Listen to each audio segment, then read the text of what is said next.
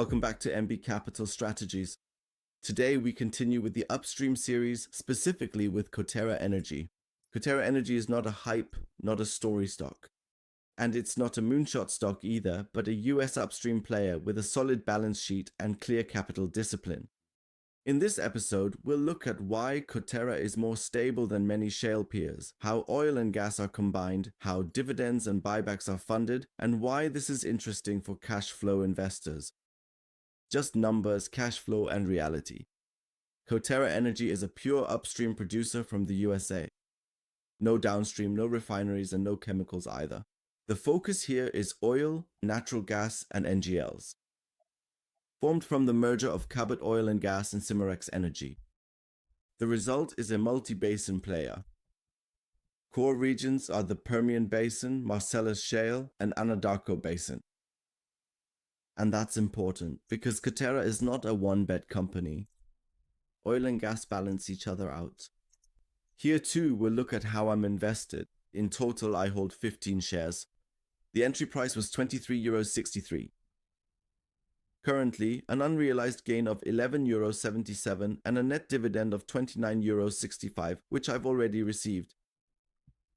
The 52-week high and low is between 19 and €25, currently at 24.33. Analysts set a fair target of €27.25, and Investing Pro sets a fair target of €31.93.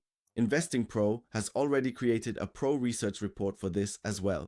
We'll look at that again too. If you'd like to use Investing Pro for your fundamental analysis, you'll get a 15% discount through my link, and you'll also support my channel. Many US shale firms are extremely oil price dependent, highly indebted, and growing aggressively, not Coterra. This is about stable production, controlled capex, and free cash flow throughout the cycle. Gas from the Marcellus brings predictable cash flow. Oil from the Permian brings upside in strong phases. And exactly this mix makes the business model more robust than many pure oil players. Coterra delivers Q3 2025 production above expectations, oil, gas, and barrel oil equivalent, each slightly better than expected. Importantly, drilling times were significantly reduced, 4-mile laterals in under 9 days. And efficiency is rising while costs are falling. It's not aggressive growth, but it is high quality. And that's exactly what you want to see as a cash flow investor. Costs are the key. Coterra is among the most cost-efficient US upstream players. Strong Marcellus margins in gas, solid Permian margins in oil. This means that even at moderate prices, the business remains profitable. No break-even at $70 or $80 needed. And that significantly lowers the risk compared to many shale peers. And now for the most important part, which is the cash flow based on the last 12 months. Revenue around $6.7 billion, an EBITDA of around $4.4 billion. A free cash flow for 2025 is estimated at around $2 billion. That is an increase of over 60% compared to the previous year. Free cash flow yield between 7 and 11% depending on price levels. And that's not a dream figure, but it is very solid, above all sustainable and not inflated.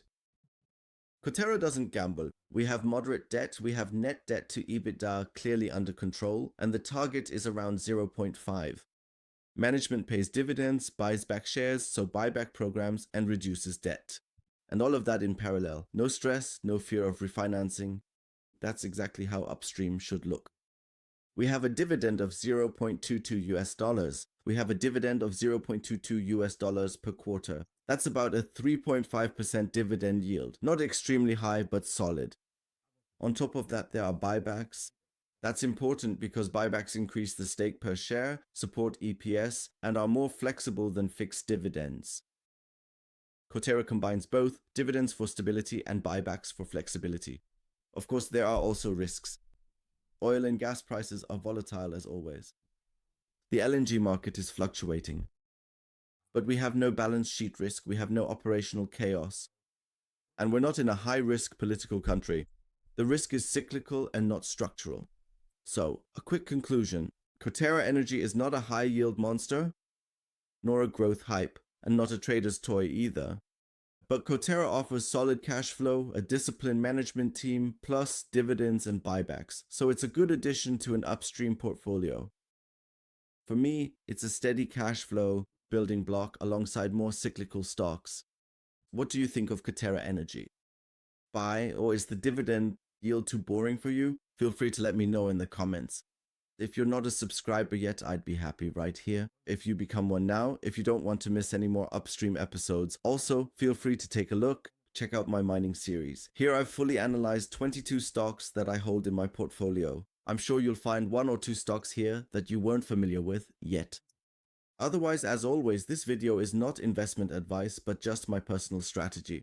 I wish you all successful investing and see you in the next video.